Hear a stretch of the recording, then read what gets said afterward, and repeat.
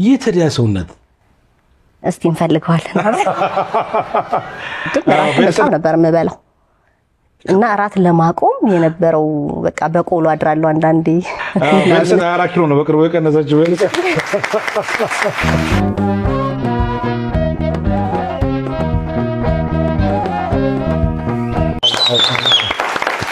ተመልካቾቻችን የመሴሾ ነው መሴሾ በአባይ ቲቪ እና በመሴሾ ዩቲዩብ ቻናል የሚተላለፍ የምሽት የመዝናኛ ፕሮግራም ነው። ቀጣው ፕሮግራማችን ደግሞ የእንግዳ ፕሮግራም ይሆናል። ዛሬ ከአንዲት ተዋናያን አርቲስት ጋር ቆይታ አደርጋለሁ።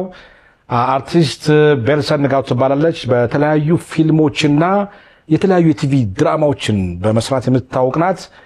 ሰሞኑን ደግሞ ጀሚላ የሚል ፊልም ለማስመረቅ በዝግጅት ላይ ትገኛለች። በመሪ ተዋናይነት የተጫወተችበት ፊልም ነው። እስቲ ስለሱምና አጠቃላይ ስለትወና ህይወቷ ላናግራት በክብር ጋብዣታለሁ። እስቲ በክብር ተቀበሉልኝ። በክብር ተቀበሉልኝ።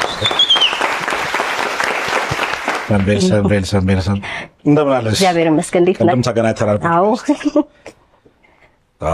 ቀደም እነደረን ያው ሰርፕራይዝ አደረኩልህ። አጋጣሚው ደስ ይል ነበር። ቆንጆ ነው። ጥሬን አክብረሽ እዚህ ስቱዲዮ ስለመጣሽ በጣም ነው የማመሰግነው። እኔም እንግዳችሁ አርጋችሁ በመሴሾ ስለጋበዝከኝ በጣም ነው የማመሰግነው። አይ ሰሞኑን እኮ ከትወናው ማለም እኮ ወደ ማስታወቂያው አያለሁኝ ብዙ ጊዜ። እውነት ነው። ወደ ማስታወቂያው መሄድባሽ ነው። ተመሳሳይ አይደል? ያው ነው እኮ የሆነ ሞዴል ያረጉሃል ወይ ያበሻ ቀሚስ በእርግጠኝነት የባህል ልብሶች ላይ ነው የምታይ። አዎ በጣም ብዙ ሰርጎች የባህል ልብሶች። አዎ ልክ ነው። ጥሩ የማስታወቂያ ሞዴልም እንደምትሆኚ ተስፋ አደርጋለሁ። እንግዲህ ከዚህ በኋላ ምን እጠብቃለሁ? አይ እውነት ቤልሰን ነሽ? አዎ ነኝ። እኔም አውቀው እህቷ መስለሽ ነበር። የቤልሰን እስቲ ቤልሰን ማቃት አንድ ፎቶግራፍ ላሳይሽ። እሺ እስቲ እኔ በቤልሰን ማቃት በዚህ ነው።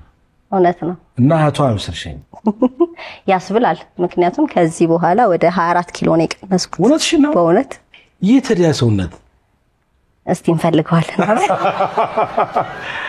ቤልሰን 24 ኪሎ ነው በቅርቡ የቀነሰችው ቤልሰን። እስቲ በዚሁ አጋጣሚ እኔም ጉንጭና ቦርጭ እንድቀንስ እና ተመልካቾቻችን አንዳንድ ፍራሞች አሉ እነሱም እንዲቀንሱ እስቲ ምከራች። በምክንያት ቀነሽ? በምክንያት ቀነሽ? እኔ በምግብ ነው የምግብ ዳይት አድርጌ በቀን አንድ ጊዜ ብቻ ወይም በ24 ሰዓት አንዴ ነው የምመገበው። ምሳ ብቻ ነው የምበላው። ጣፋጭ ነገሮች ይሄ ፓስታ፣ መኮረኒ፣ ስንዴ፣ ነጭ ነገሮች ሙሉ በሙሉ በቃ አቆሚያለሁ። ሶፍት ድሪንክ በጣም የኮካ አድናቂ ነበርኩ። እሺ ቡና በጣም ነው የምወደው፣ ግን ቡና በስኳር ነበር የምጠጣው። ብቻ በአጠቃላይ ጣፋጭ ነገሮች፣ ነጭ ነገሮች፣ ይሄ ፓስታ፣ መኮረኒ፣ ዳቦ ምናምን የሚባሉ ነገሮች በፊትም አልወድም። እሱ መሰለኝ የጠቀመኝ። ግን በቃ እነዚህ ነገሮች አቋረጥኩ። በቀን አንዴ ምሳ በላለሁ። ትንሽ ሲጀመር ቻሌንጅ ነበረው።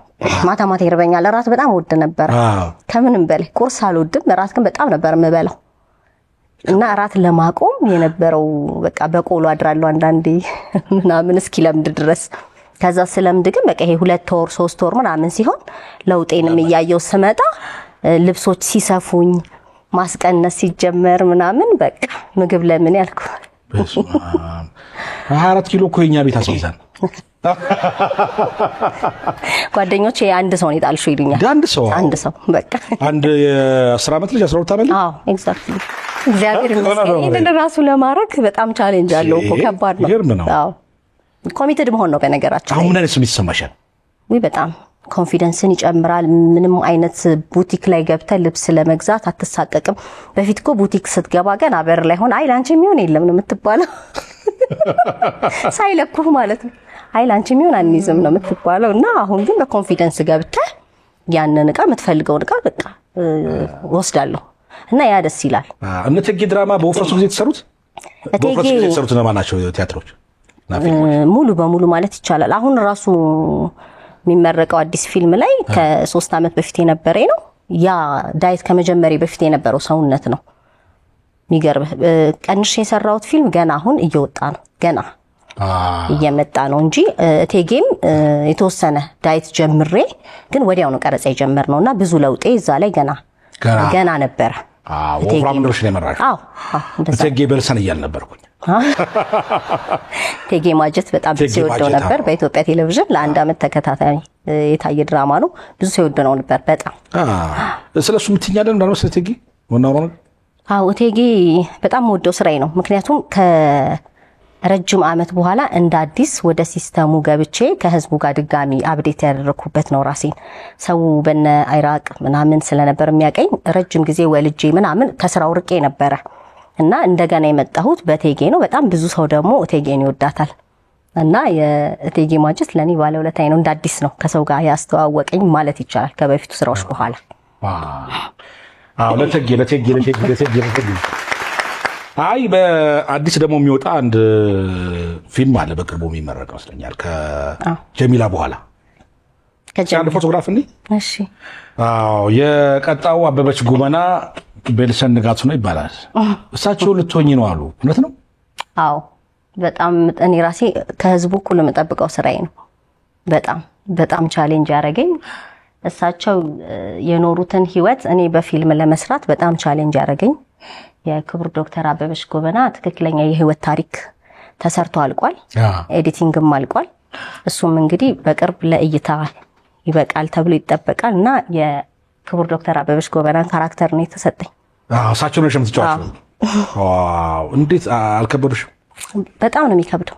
ከልጅነታቸው ጀምሮ በፈተና የመጡ ናቸውና በቃ በጣም ከባድ ነበር። እሳቸው በትክክለኛ ህይወት የኖሩትን እኔ በፊልም ለመተወን የተሸገርኩበት እውነት ይሄንን ኖረዋል እስክል ድረስ እና በጣም ከባድ ነበር። ከወጣትነታቸው እስከ እልፈታቸው ያለው በእኔ ነው የተሰራው። ታውቂያቸዋለሽ? በአካል አግኝተሽ ታውቂያለሽ? አላውቅም። አታውቂም? ግን ባቃቸው ብዬ ነው የተመኘሁት። ባይ ደርሰሽባቸዋል እኮ ያው ስላልተገናኛችሁ ነው። ይሄን ብታውቂ ኖር ታገኛቸው ነበር። እውነት ነው። ግን ፊልሙ የተነሳው ከእሳቸው ሞት በኋላ ማለት ነው። አሁን በኦልሞስት ከአንድ አመት በፊት ምናምን ነው የተጀመረው እንቅስቃሴው። ግን አሁን ከተሰርቶ ካለቀ 9 ወር ምናምን 10 ወር ይሆናል። ስለዚህ እንጠብቃ አበበች ጉበና ተጠብቀ። ጥሩ ነው። እንግዲህ ወደ ልጅነትሽ ታሪክ ልመጣና አንድ ከውስጥ አዋቂ አንድ ፎቶግራፍ አገኝ እኔ ውስጥ አንድ ፎቶግራፍ። ይሄ ፎቶግራፍ ማን እንዳነሳ ሚስተር ጠይቄያለሁ። የምታወጪ ከሆነ አውጪ። ማን ያነሳሽ? እኔ ራሴ እናቴ ናት የነገረችኝ። አንተ ማን ነገረ? አይ እኔ ውስጥ አዋቂ ነው። ውስጥ አዋቂ ይሁንማ ጀረጅም ከፈልፈዬ ያገኘሁት ከዘመድ አዝማድ እኮ ጀረጅም ነው። ይሄ የሚገርም ብሔረ ጽጌ መናፈሻ ነው። አሁንም የምኖረው ብሔረ ጽጌ ነው። ተወልጄ ያደግኩትም ብሔረ ጽጌ መናፈሻ አካባቢ ነው፣ ሳሪስ ማለት ነው። ይሄም ብሔረ ጽጌ መናፈሻ ውስጥ የአንድ አመት ከ2 ወር 3 ወር ልጅ ሆኜ ብሔረ ጽጌ እንግዲህ እዛ ውስጥ ነው ያደግነው።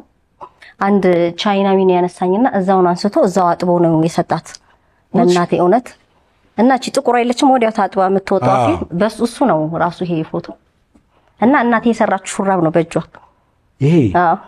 ዋው ገርማል በጣም።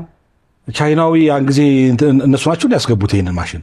ምንም አላውቅም፣ ግን እዛ ውስጥ አየ ፓርኩ የታወቀ ነበር እኮ ብሔረ ጽጌ ፓርክ። ብዙ አመት ነው እንግዲህ አሁን። ሊዝናኑ ገብተው ነው እኮ ሲያዩኝ በቃ የሆነ የነሱም ዘር መስያቸው ሆነ ላይ ይመስላል። ቻይናዊ አይ ዘራችን ነው ብሎ ነው የሆነ ነገር አለ ብለው ነው። አይ በጣም ደስ ይላል። በጣም እንደው ወደ ትወና ለመግባት እንደው ምንድነው የገባሽበት ሂደቶች ምን ይመስሉ ነበር? በትወና እኔ በጣም ብዙ ቦታ ተናግሬዋለሁ። አርቲስት ሙሉዓለም ታደሰ በጣም ነው የምወዳት እና በቃ ሙሉዓለምና ሰራዊት ማስታወቂያ ላይ ሳያቸው ምናምን የሆነ ስሜት አለኝ። በቃ እሷን ብሆን እምለው ነገር እና አንዳንዴ ላለሁ በቃ ሙሉዓለም ናት የኔ ሞዴል እኮ ላለሁ አሁን ላይ ሆኜ። ምክንያቱም በቃ እነሱን እያየሁ ነው የተሳብኩት።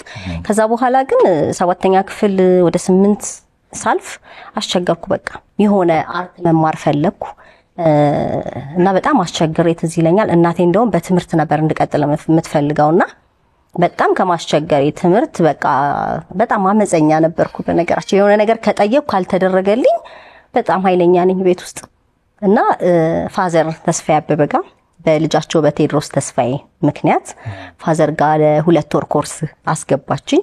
በዚህ ነው የተጀመረው። እሳቸው ጋር ኮርስ ጀመርኩ።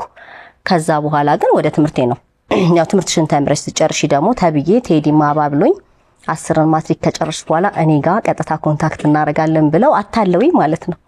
ከዛ ወደ ትምህርት ገባው። ትምህርቴን ስጨርስ ግን በቃ ቀጥታ ወደ ቲያትሪካል አርት ትምህርት ነው የመጣሁትና በቲያትሪካል አርት ነው ግራጁዌት ያደረኩት።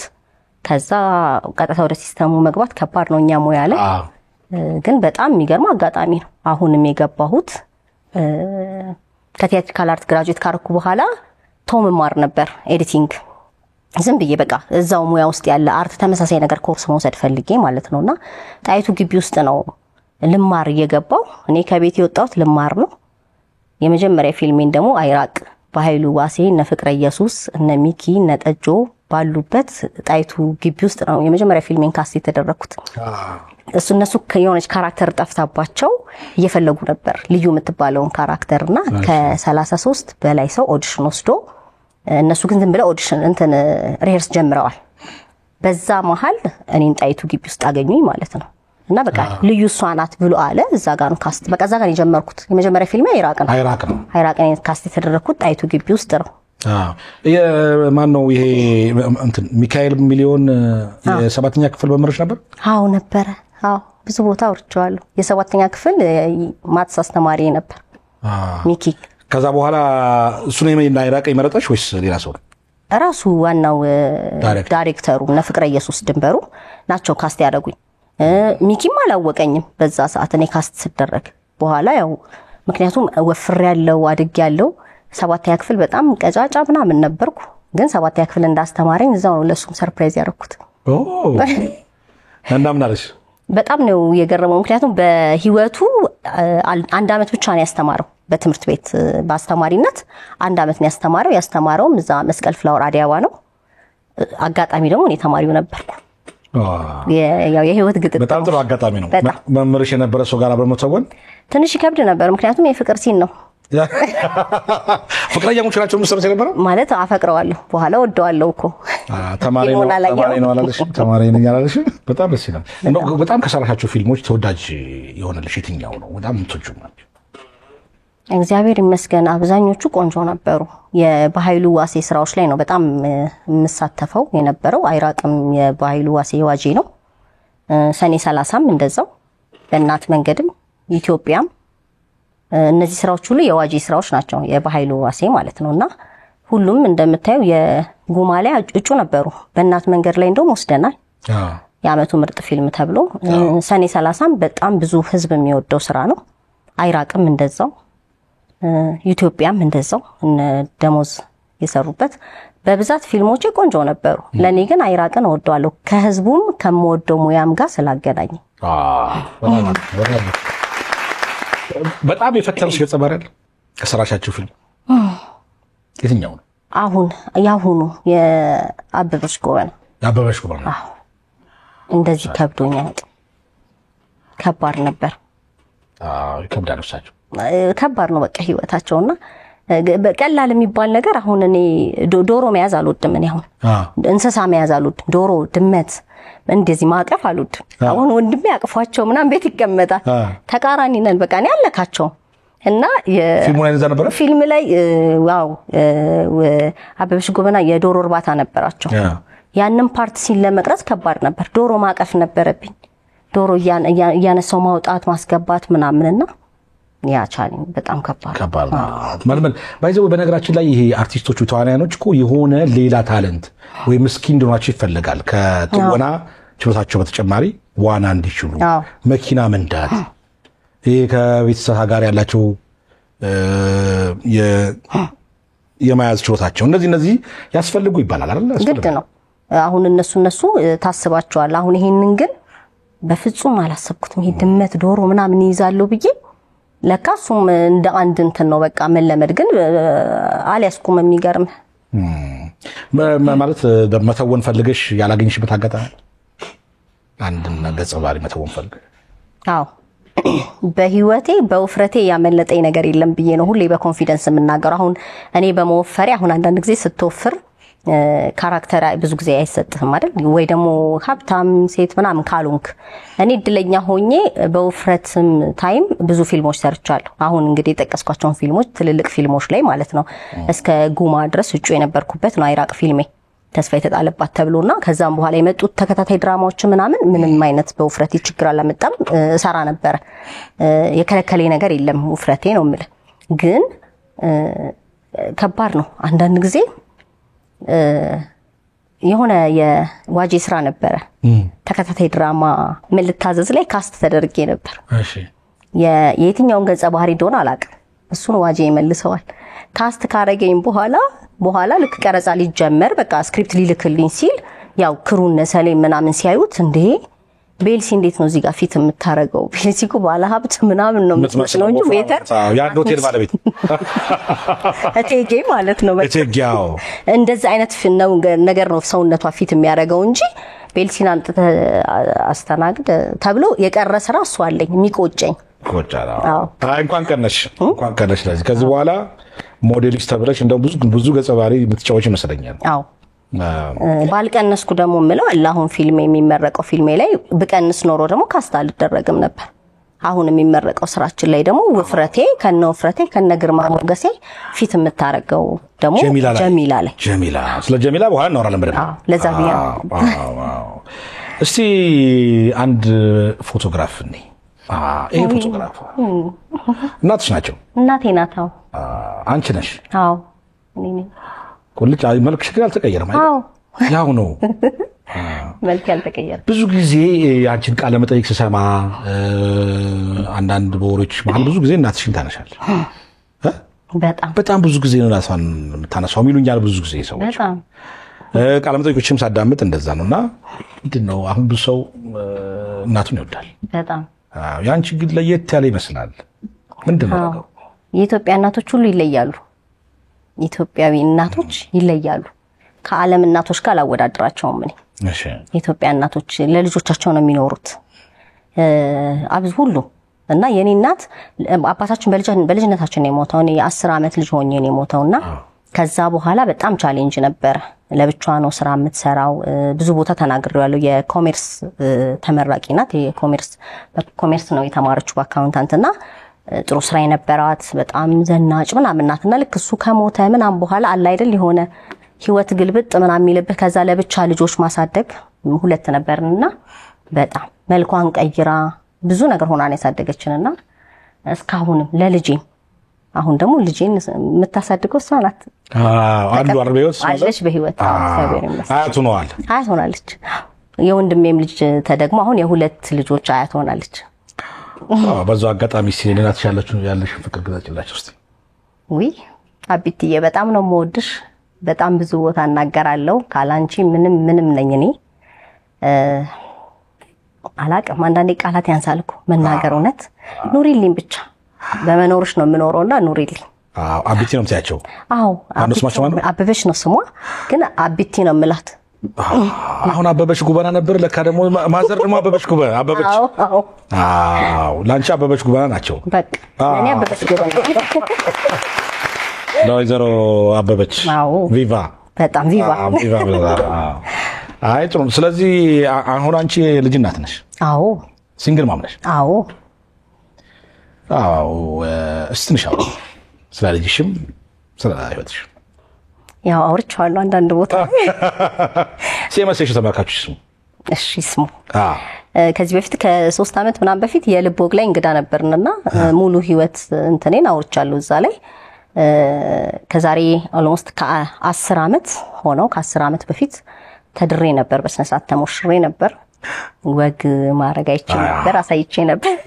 ያው ነበር ነው ግን ለበጎ ነው። ምክንያቱም አንዳንድ ጊዜ ፍቺን ባላበረታታም ብዙ ቦታ እናገራለሁ። ፍቺን አላበረታታም ግን መኖር ካለብህና መፍትሄው ደግሞ እሱ ከሆነ ከወለድክ ደግሞ ለልጅህም መኖር ስላለብህ እንደዚህ ደግሞ ለፍታ ላሳደገች እናት ደግሞ መኖር ካለብህ አንዳንዴ መፍትሄ ይሆናል። በቃ መፍትሄ የማይመስሉ ማለት ጥሩ ያልሆኑ ነገሮች ሁሉ አንዳንዴ መፍትሄ ሊሆኑ ይችላሉና በአንዳንድ አለመግባባቶች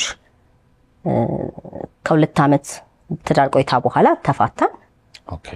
ከዛ በኋላ እኔ ልጄን ይዤ ኦልሬዲ የ10 ወር ልጅ ይዤ እናቴ ቤት መጣሁ። ከ10 ወር ጀምሮ እናቴ ናት ተቀብላም ተሰድጋት አብሬ ያለሁኝ ግን እሷ ናት የትም ቦታ ቢሄድ እናቴ ያለች በቃ 8 ዓመት ሆነው አሁን ወደ 10 ዓመት ሆነው። አዎ የአድዋ የካቲት 23 የአድዋ ልጅ ናት። ማለት ስማ ዮስቲና ትባላለች። ዮስቲና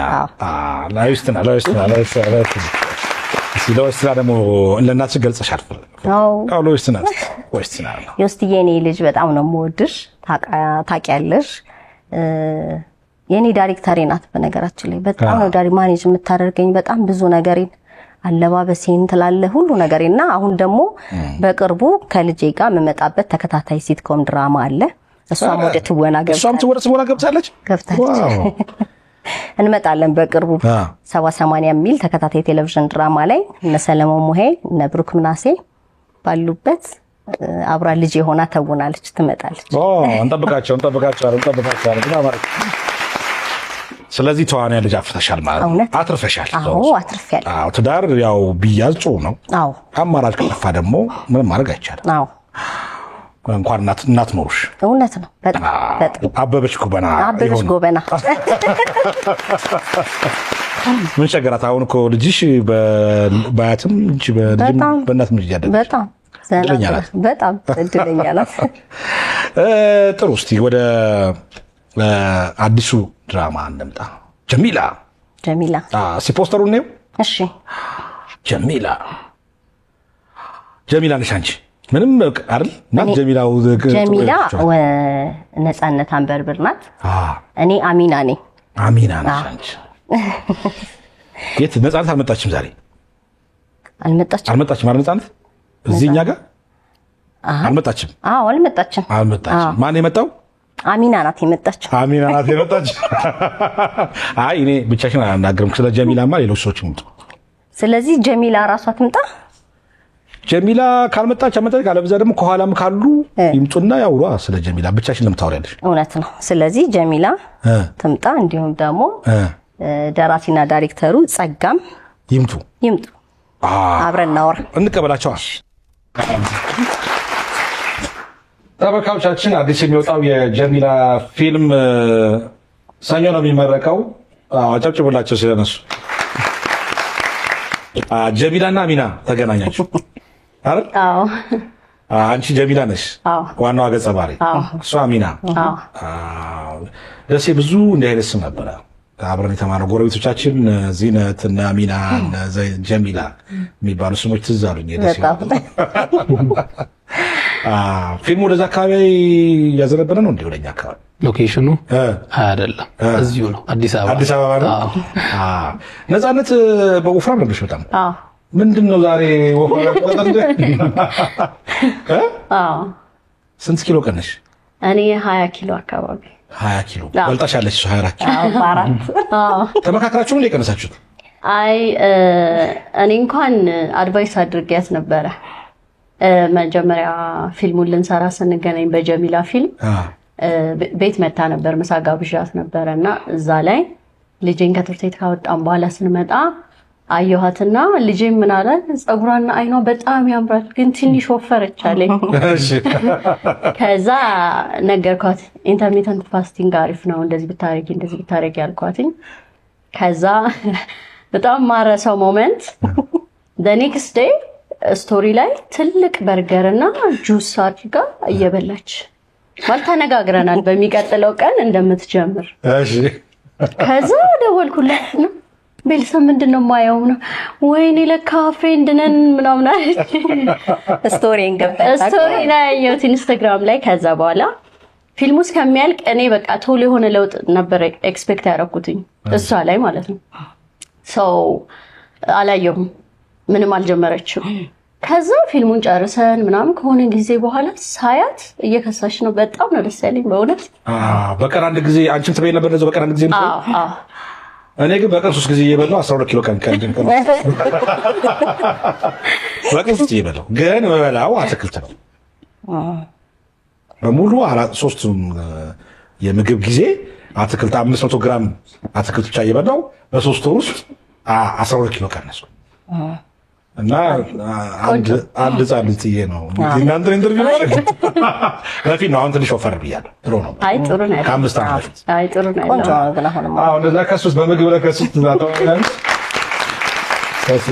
እስቲ ወደ ዋናው ጉዳይ እንግባ። ዛሬ እንግዲህ ጀሚላ ፊልም ከነገ ወዲያ ይመረቃል። አዎ ተጠርቻለሁ። አዎ እንዴ አዎ የት ነው የሚመረቀው? ቦሌ ዓለም ሲኒማ በ11 ሰዓት ጀምሮ ሰኞ። ተዘጋጅቼ ነው የምመጣው። ጀሚላ በምን ያተኮረ ነው? እስቲ ትንሽ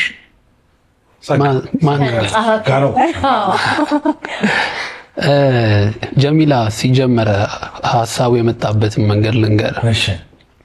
ህይወት ላይ የሚያጋጥሙ ሰዎች ፈተናዎች፣ ተግዳሮቶች ምናምን አለው አይደል? እና አንዳንድ ጊዜ በትክክል መንገድ ላይ ሆነ የሚያጋጥምህ መከራ አለ። ልክ ነህ፣ ለሰዎች መልካም ነህ፣ ጥሩ ነህ፣ ግን የሆነ መከራዎች ያጋጥመዋል።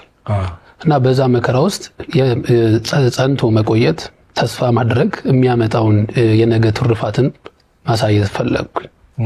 እና ታሪኩን ከልጅነት መጀመር ፈለግኩ። ልጅ ሆና እያደገች ሄደች እና ልጅነቴ ላይ አብዛኛው ጊዜ ጓደኞቼ ሙስሊሞች ናቸው። ስለዚህ ምልስ ስል ጀሚላን አገኘኋት ቁጭ ብላ ውሃ ዳር። ስለዚህ ጀሚላ ያኔ የተወለደች ማለት ነው። በጣም አሪፍ ፊልም እንደሚሆን ተስፋ አደርጋለሁ። እነማን የሚሰውሩበት? ያው ፊት ለፊት ሁለቱ ታላላቆቻችን አሉ። ምረት በለጠ አለበት፣ እንደዚሁም ሄኖክ አለማየሁ ወከለቲስ አለበት። ሰተቴ ከድር ሰተቴ በጦቢያ ላይ በትወና የምናውቀው የሚተላለፍ ተከታታይ ሲትኮም ያለው እሱም ተውኖበታል። እና ሌሎችም አዳዲስ ተዋናዮች ከ20 በላይ ተሳትፈውበታል። ናይስ። ሁለታችሁ ምን አገኛችሁበት ፊልሙ ላይ? አሁን እሱ ካለው ውጭ በትክክል ሀሳቡን ገልጹታል? የፈለገውን ሀሳብ ፊልሙ ላይ አሳይቷል ብላችሁ ታስባላችሁ? ስትሰሩ አንድ ፊልም ሰርታችሁ የምትማሩት ጌን የምታደርጉት ነገር አለ? ትክክል። ጀሚላ ቁጭ ብላ አሚናታ እሺ፣ አመሰግናለሁ። እኔ ፐርሰናሊ ስክሪፕቱ እንደተሰጠኝ በእውነት ነው የምነግርህ። እኔ ያላመንኩበትን ስራ አልሰራም። እሺ፣ ያልወደድኩትን ስራ አልሰራም። ስለማቀቅ አልሰራለህም። ሳምንበት ነው የምሰራው። የእውነት ስክሪፕቱን ሳነበው መስራት ብቻ ነው የፈለኩት፣ በኤኒ ኮስት ባይከፈለኝም። ፐርሰናሊ በጣም በጣም እጅግ በጣም ወድጄ የሰራሁት ስራ ነው። እኔ ስራ ስሰራ ከብዙ ነገር አንፃር ነው ማለት። ነገ ልጆች ያዩታል፣ ነገ ልጆች ጓደኞች ያዩታል። ትምህርት ቤት ውስጥ በእኔ ምክንያት ሼም መደረግ የለባቸውም። ቤተሰቦቼን እኔ ዝም ብዬ አይደለም የምሰራው፣ ትንሽ አስቸግራለሁ። ይሄ በጣም ከትልልቅ አርቲስቶች ጋር እንኳን ኦፈር ቀርቦልኝ ያልተቀበልኳቸው ስራዎች አሉ። ምክንያቱም ላይፌ ይሄ አይደለም፣ ይሄ መንገዱ ነው። ላይፌ ገና እኔ የማስበው የምደርስበት ሁኔታ አለኝ፣ አውቀዋለሁ። ሰው ወደ ጀሚላ ስመለስ በጣም ወድጄው በጣም ደስ ብሎኝ ከነጸጋ ጋርም ስሰራ ከነ ቤልሰን ጋር እነ ቁሜም አሉ። በጣም አክብሬያቸው አክብረው ደስ ብሎን የሰራነው ስራ ነው። ለወሬ አይደለም የማወራው፣ የእውነት ነው የማወራው። ብዙ ቁም ነገርም አግኝተሽበታል አንቺ ለራስሽ። በጣም ነው በፊልሙ ላይ ብዙ ላይፍ ነው ይሄ ላይፍ፣ ይሄ ውሸት አይደለም። ፊልም የገሃዱ ዓለም ነጸብራቅ ነው አይደለም? በቃ ላይፍ ነው። ሳምታይምስ የኔን ላይፍ ታስታውሰኛለች ጀሚላ፣ ሳምታይምስ የሆኑ ሰዎች ጋር ያየሁትን ነገር ታስታውሰኛለች። በጣም ቁም ነገር አግኝቼበታለሁ። በጣም ደስ ብሎኝ ነው የሰራሁት። ከነሱ ጋር በመስራቴ ደግሞ ክብር ይሰማኛል። ናይስ። ጸጋ በጣም አስተውሎት ያለው ሰው ይመስላል። ይሄንን መጽሐፍ በጣም በአስተውሎት የጻፍከው? አዎ፣ ብዙ ጊዜ በጣም ቆይቼበታለሁ። ስክሪፕቱ ላይ ማንበብ ያሉብኝ ነገሮችን ለማንበብ ሞክሬያለሁ። ለምን ዝም ብሎ ሰውን በመከራ ውስጥ ጽናት አትለውም። ምናልባት ተስፋ መቁረጥህ ጥሩ አጋጣሚዎች ሊፈጥርልህ ይችላል። እድሜህን ሁሉ ተስፋ እያደረግ በተስፋ ጅራፍ መቀጥቀጥ የለብህም። ተስፋ ቆርጠ አዲስ ጅማሮ መጀመር ያለብህ አጋጣሚዎች አሉና እንዴት ነው ሰውን በመከራ ውስጥ ጽና የምትለው? ያንን ለመግለጽ ጥሩ ንባብ፣ ጥሩ ዝግጅት ያስፈልጋል። ከቃላት በላይ የሚያመጣውንም ትሩፋት ለማሳየት ማለት ነውና ንባብ ላይ በጣም ቆይቼበታለሁ። ናይስ። እንደው ከንባብህ በኋላ ያው ፊልሙ ሲሰራ እንግዲህ ብዙ ጣጣ አለው። እንዴት ነው የነበረው ልፋት፣ የነበረው ሂደት እንዴት ትገልጻላችሁ? ምን ያህል ጊዜ ስፈጀ? ሰርች ይበዛ ቤተሰብ ቅድሚያልስትሽ አይ ጀሚላ ታውረው በጣም ዋጋ ከፍለንበታል። እስከ ሌሊት 8 ሰዓት ሰርተን ሁላችንም እስከ ሌሊት 8 ሰዓት ሰርተን ጠዋትም ድጋሚ 12 ሰዓት ቀረጻ ነበር እና በቃ እኔ እንጃ የዛን ሰሞን ያሳለፍኩት ከባድ ሁላችንም ከባድ ጊዜ ያሳልፈናል። እኔ ደግሞ አረሳውም በቃ በግሌ እና በጣም ከባድ ከ3 ዓመት በላይ ፈጅቷል። በጣም በሚገርም ሁኔታ ከማርገዜ አሁን ልጄ 2 ዓመት ከ4 ወሯ ነው። ሁለተኛዋ ልጄ ማለት ነው። እና ከማርገዜ ከሆኑ ወራቶች በፊት ነው የተሰራው። እንግዲህ አስበው ማለት የወሰደውን ጊዜ በዛ ነው ራሱን እንትን የምቆጥረው ማለት ነው። አሁን ልጄ 2 ዓመት ከ4 ወሯ ነው። 9 ወር ማርገዝ አለ። ከዛ ፊት የተሰራ ስራ እና በጣም ብዙ ጊዜ ተወስዶበታል። ታስቦበት ነው። ፕላስ አስበው አንተ ክርስቲያን ሆነክ የሙስሊም ካራክተሮችን መጻፍ ማለት የአንዳንዱ ቃላቶች ላይ ጥንቃቄ ማድረግ አለበት። ነገ ተጠያቂ ላለመሆን በጣም ተጠንቅቀው ነው የሰሩት። እያንዳንዱ ሲል ላይ በቃ ችግር ካለ እያንዳንዱ ሲል ድጋሚ ርሽት ሁሉ በቃ ድጋሚ የወሰድንበት ሲቹዌሽን ነው እና በጣም አሁን ከገለጻሽ ብታይ ድረስ የፊልሙ ጥራት አይ ከባድ ነበር መሲ። አሁን እዚሽ ላይ ትንሽ ጣል ማደርገው አሁን ነፂ ባለችው ላይ ክርስቲያን ሆነ የሙስሊም ሴትን ሆኖ መተወን ራሱ ፈተና ነበር። አንደኛ አለ ማለት ሲምሉ ምናምን ኢቭን ቶናቸው ማምጣት መቻል ነበረብን። ኦሬዲ በቃ ሙሉ በሙሉ እነሱን መስለህ ነው አንድ ሙስሊም ሴትን ወክዬ ስትሰራ በጣም መጠንቀቅ አለብህና እንደውም ከጀሚላ ያሚና ደግሞ ካራክተር ትንሽ ከባድ ነበር እሱ እንደው በዛም ዙሪያ ደግሞ አሁን ያመሸን በጣም ሌሊት ይሆንብናል። እንደገና የእያንዳንዳችን ክሩ ሰፈር ተወቅ የአዲስ አበባ ክልል ያንዱ የሆነ ቦታ ነበር። ሌሊት ድራይቭ ታረግ ነበር። ድራይቭ እያረገች እየተወነች ነበር የምትሰራው። በመሃል የሆነ ሰፈር አንድ ጊዜ ጠፍተናል እና እሱ አብረን እንመጣለን ተባብለን ሂዱ እናንተኛ ብለን ጠፋብን ሰፈሩ በጨለማ የሆነ ቦታ ምን እንቀርጽበት ጉግል ማፕ እኔ ጉግል ማፕ ነው የምጠቀመው እና አናውቀውም በቃ ሁለታችን ማለት ጉግል ማፕ ከፍተክ እኔ አንዳንዴ ጉግል ማፕ ወዴት እንደሚወስደኝ ነው ማላውቀው። የሆነ ሰፈር በቃ ራስክን ስትሽከረከር ነው የምታገኘውና እኔና ቤልሰን በቃ ጠፋን። የት እንዳለንም ምንም አናውቅም። በቃ አንደኛ ደክሞናል። ቀን ሙሉ ቀረጻ ነበር። አዎ የማታ ሲን በዛው ቀጥሎ ነው። በጣም ያለፋል እኮ እንደው ፊልም ጋር 1 ሰዓት 2 ሰዓት ቆይተን እንደምናየው አይደለም። ብዙ ተለፍቶ ስንት መከራ ታይቶ ነው የሚመጣው። የሜካፑን ግን ብታነሳ ደስ ይላል። ምን አጋጣሚዎች ካሉ በፊልም ውስጥ ሜካፑ ይነሳ ረጅም ሰዓት ተሰርተሽ የቆየሽበት ይሄ ፊትሽ አደጋ ደርሶበት ያለበት ፓርት ከባድ ነበረ። ታስተውሻለሽ? ረጅም ሰዓት ቀረጻሪ ደርቆ ሲነሳ እየረጠበ ነው። ፊቷ በጣም ተጎድቶ ነበር በዛ ሰዓት። እሱን አስታውሳለሁ። በጣም አስለቀሰናት የተነሰፉ ነፃነት መስዋዕትነት የከፈለችበት ወጪውስ ስንት ወጣ? በአሁን ሳየው ስንት ብር ነበር? ፊልሙ እንዳልኩ 3 ዓመት ያህል ቆይቷል። በዛ ሂደት ውስጥ 3 ዓመት እንዲቆይ ምክንያት ከሆነው ነገሮች ውስጥ አንዱ ኮስቱ በጣም እየበዛ ከስኬጁል አኳያ አንዳንድ ችግሮች ሲያጋጥሙ ምናምን በ3 ዓመት ውስጥ 2.4 ሚሊዮን ገደማ አካባቢ ላይ ወጪ አድርገናል። እስካሁን ባለው ሂደት ውስጥ ማለት ነው። በጣም ከባድ ነው። 2.4 ሚሊዮን ብር በጣም ከባድ ነው። በተለይ ፕሮዲውሰር የሚያግዝህ በሌለበት ከክሩ ጋር ሆነ ስትሰራ ያን የሚያክል ብር በዛ 3 ዓመት ውስጥ ከዛም እያልክ የሞላ ፊልምን ስቀጥል እስከጨርሰው 3 ዓመት ያህል መቆየት በጣም አስቸጋሪ ነበር። ድሮ አንድ ትምህርት ይሰራ ነበር።